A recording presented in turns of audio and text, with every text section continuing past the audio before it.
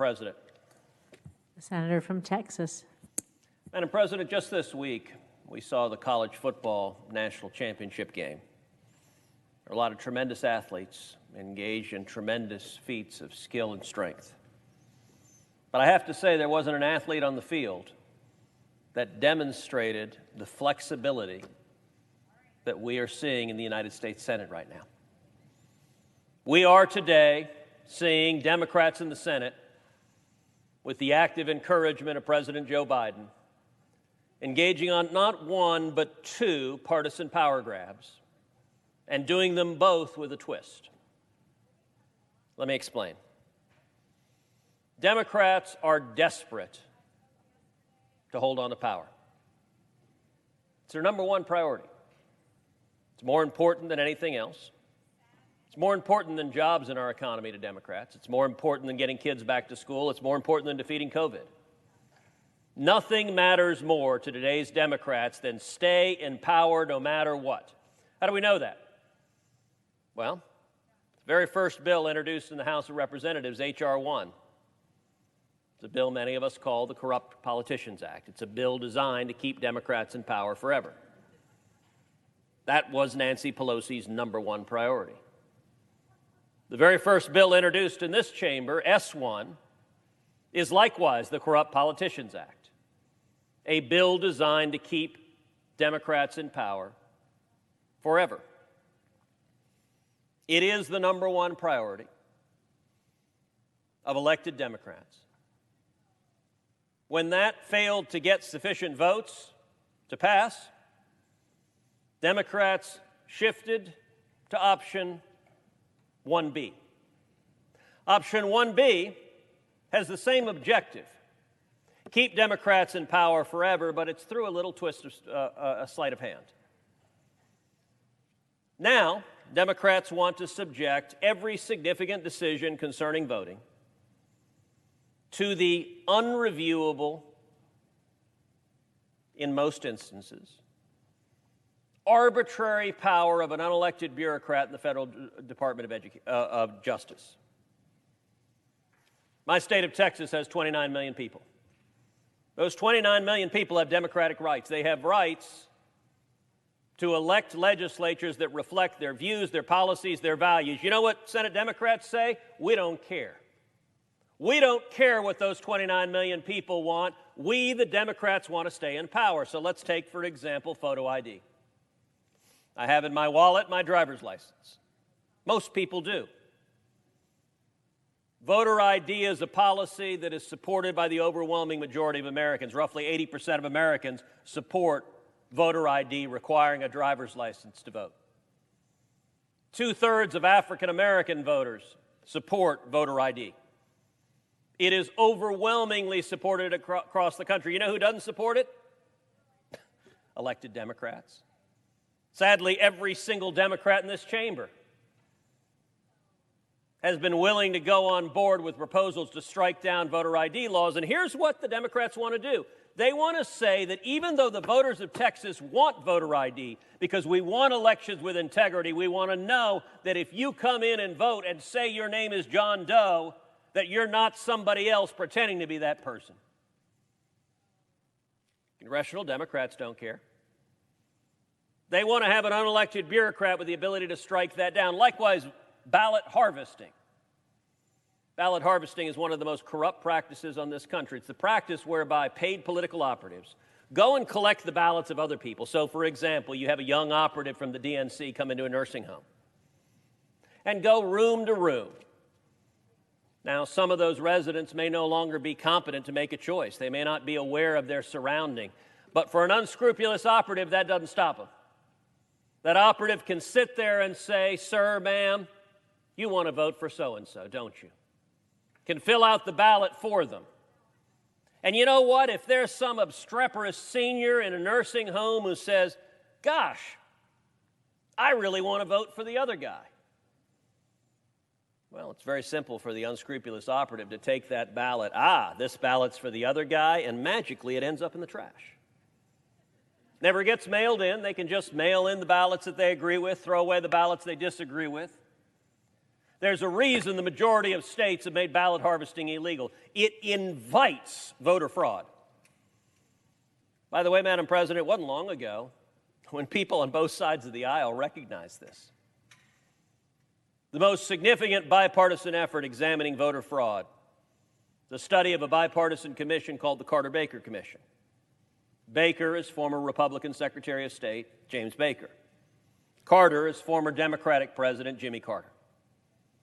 The Carter-Baker Commission concluded that voter ID was an important step to stopping voter fraud. The Carter-Baker Commission concluded that voter fraud was a real and significant problem undermining the integrity of elections. And the Carter-Baker Commission identified ballot harvesting as one of the most dangerous practices encouraging voter fraud.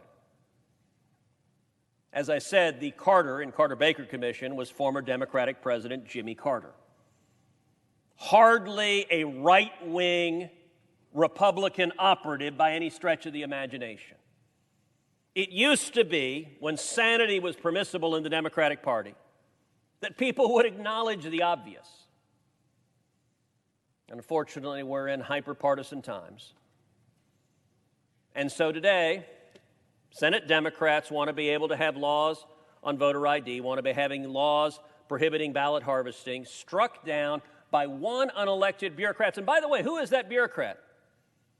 Currently, it's a woman named Kristen Clark, head of the Civil Rights Division at the Department of Justice. Ms. Clark is one of the most radical partisan nominees ever to serve in the United States Department of Justice. She is one of the leading advocates in the country for abolishing the police. By the way, every single Democrat in this chamber voted to confirm her, despite the fact that she's one of the leading advocates in the country for abolishing the police. She has been a hardcore, left-wing, partisan advocate her entire life. Now, she's entitled to have her views. She's entitled to believe those views passionately, but here's what Senate Democrats want to do. They want to take this one person and say, she can strike down the laws adopted by legislatures elected by 29 million Texans. That's extraordinary. Now, Madam President, what could justify such a thing? Well, we saw Joe Biden give an incredibly demagogic, racist speech accusing half the country of being racist, of being Bull Connor. The Democrats say this is Jim Crow 2.0. And you know, Madam President, ironically, and I think inadvertently, the Democrats are telling the truth. They don't mean to be, but they are. What was Jim Crow 1.0?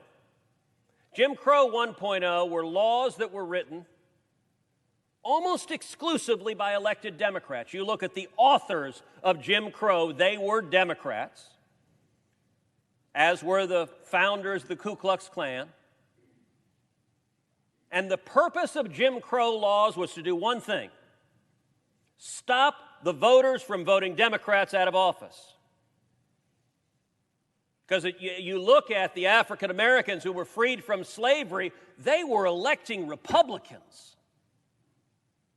In many instances, they were electing black Republicans. And the Democrats didn't want that. How dare the voters select someone not from their party? And so Jim Crow was written to strip the right to vote from the voters who dared to vote against Democrats. Well, fast forward to today. The Corrupt Politicians Act is Jim Crow 2.0. It is once again written by Democrats to strip the right to vote from the American people to prevent them from voting Democrats out of office. Listen, a lot of Democrats are really nervous right now. Pretty much everyone in Washington recognizes that in November, we're going to see a wave election. Pretty much everyone in Washington understands that in November, Republicans are going to retake the House of Representatives, probably by a big margin. And there's a very good possibility we'll retake the Senate as well. Democrats can't defend their policies. They can't defend the rampant inflation that is hammering seniors and working class people across the country. They can't defend the chaos at the open borders. They can't defend the jobs being destroyed. They can't defend the lawless and abusive vaccine mandates, and they certainly can't defend their catastrophic surrender and failure in Afghanistan. Madam President, it's gotten so bad that when Joe Biden and Kamala Harris went down to the state of Georgia, Stacey Abrams, the candidate, the Democratic candidate running for governor in Georgia, and I would note, Stacey Abrams still maintains to this day she won the last election. She insists the last election was stolen, and she is the sitting governor. Apparently, this is her re-elect campaign. Stacey Abrams refused to show up to be seen with Joe Biden and Kamala Harris. Even while Biden was giving this racially demagogic speech, which Stacey Abrams has made a career of doing, Ms. Abrams did not show up for the speech. She said she had a scheduling conflict. Madam President, you and I have both served some time in the Senate. We've both seen instances where the President of the United States was visiting our home states. I can tell you, as a senator, you make time to be there if you want to be there. It's clear Ms. Abrams did not want to be there, that she looked at Joe Biden and Kamala Harris and sees their poll numbers plummeting. She sees their policies failing, and she wanted to be nowhere near that. So what's the Democrats' approach? If they can't win on the merits, if they can't defend their policy failures, if they can't convince the voters, then let's go back to the Jim Crow policies the Democrats authored to begin with. This is Jim Crow 2.0. Strip away the power of the voters to make a choice, put an unelected bureaucrat in charge of election laws, and throw out the decisions of 29 million Texans. Madam President, I'll tell you this, Democrats don't get to claim they're defending democracy when they are literally taking away the rights of Democratic elected legislatures. That's many things, but it ain't democracy. One unelected bureaucrat overruling 29 million Texans is not democracy. It's a power grab. But I told you this was a power grab on top of a power grab with a twist. The second power grab is, how are they going to try to pass the Corrupt Politicians Act? They're going to do it by nuking the filibuster. The rules of the Senate, written in that book that sit on the dais in front of you, say that to proceed to legislation takes 60 votes in this Senate, takes 60% of the senators. Those are the Senate rules. They're black and white. They're clear. If you don't like the Senate rules, there's a way to change that. You can amend the Senate rules. It takes 67 votes to amend the Senate rules. A number of us have proposed amending the Senate rules. I myself have repeatedly gone to Democrats saying I'd be happy to work with Democrats on proposals to amend the Senate rules to allow senators on both sides to offer more amendments. Democrats haven't been willing to do so. Instead, what Democrats intend to do, what they want to do, what President Biden is urging them to do, is to break the Senate rules, to change the Senate rules. It's called nuking the filibuster. If their plan is successful, Senator Schumer will stand up and seek a ruling from the chair as to whether it takes 60 votes or 50 votes to proceed to legislation. The chair will say, if the chair is following the rules, it takes 60 votes. And then Senator Schumer will move to reconsider the ruling of the chair and overrule the ruling of the chair and say, even though the words on the page say 60 votes, from now on it's 50. It's another brazen power grab. Now, Madam President, there may be some folks at home who are a little cynical of the partisan times we find ourselves in, who are skeptical of claims perhaps made by both sides. But maybe you're a Democrat at home, and I'm a Republican, I'm a conservative Republican. You might be saying, you know what, if it's Cruz saying it, I'm a Democrat, I don't believe it. I understand that. This is a very partisan time. There's a lot of disagreements. So if you're a Democrat at home and you're inclined not to believe what I say, I'm going to suggest perhaps some people you can believe. I told you it was a double power grab with a twist. I want to point to you the words of President Joe Biden. If you're not inclined to believe a Republican, maybe you'll believe Joe Biden. Here's what Joe Biden said in 2019. This is not 1964. This is not 1954. 2019, a couple of years ago. Quote, ending the filibuster is a very dangerous move. If you're at home and you don't believe Republicans, do you believe Joe Biden? Was he lying when he said ending the filibuster is a very dangerous move, or was he telling the truth?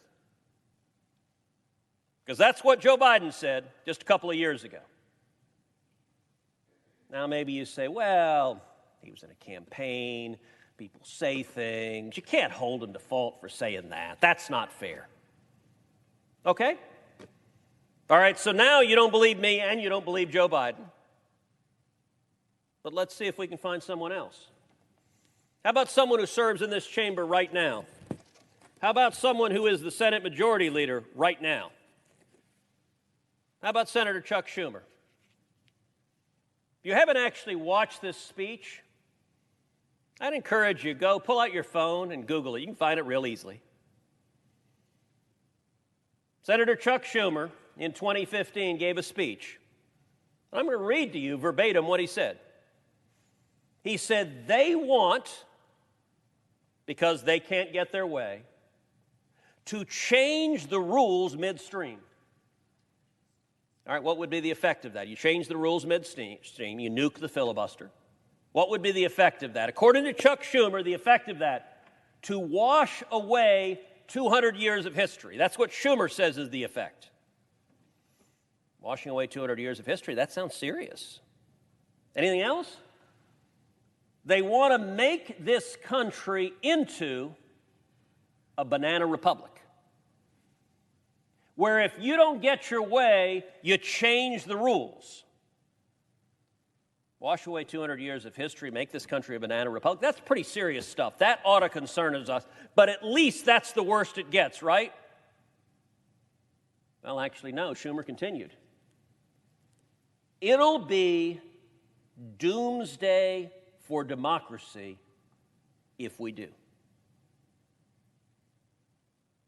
Madam President, there are reporters teeming the United States Capitol. Any reporter who wants to be something other than a partisan shill and mouthpiece for the Democrats ought to ask every single Democrat,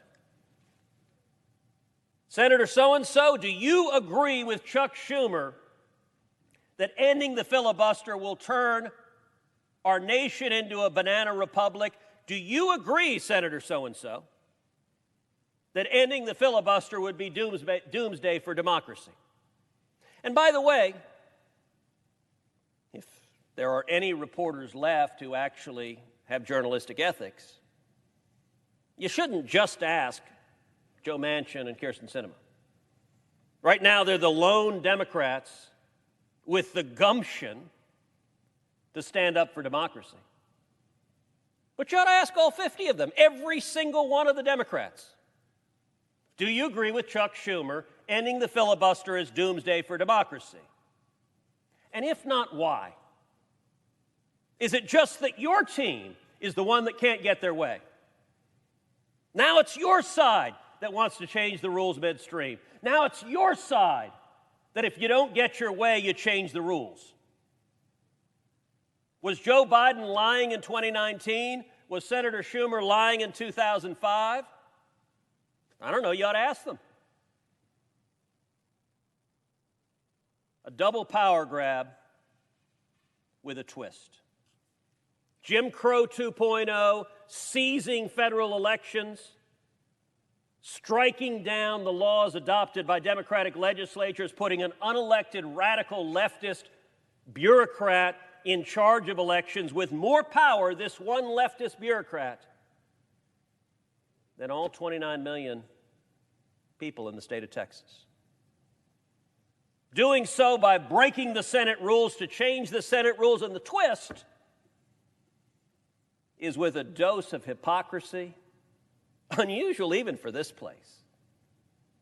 Look, if a senator serves long enough, there'll be times when they may vote a little bit this way or a little bit that way. There are lots of senators that have had tensions with prior positions. I cannot think of another time when a senator has voted for something that he has called doomsday for democracy. That's not just a little hypocritical. And by the way, all the Democrats agreed with him. They were all standing shoulder to shoulder.